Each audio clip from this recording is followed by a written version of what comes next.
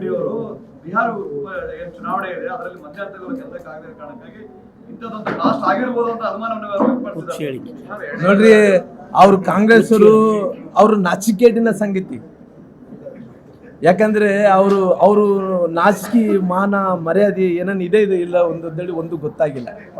ಅಲ್ರಿ 24 ತಾಸು ಒಳಗಡೆನೆ 24 ತಾಸು ರೀ, ಯಾರನ್ನ ಈ ಇಶ್ಯೂ ಯಾರು ಘಟನೆ ಆದಂತ 24 ತಾಸು ಒಳಗಡೆ ಅವ್ರು ಐಡೆಂಟಿಫೈ ಮಾಡಿದಂತ ಯಾರನ್ನ ಉದಾಹರಣೆಗಳು ಇದಾವೇನ್ರಿ?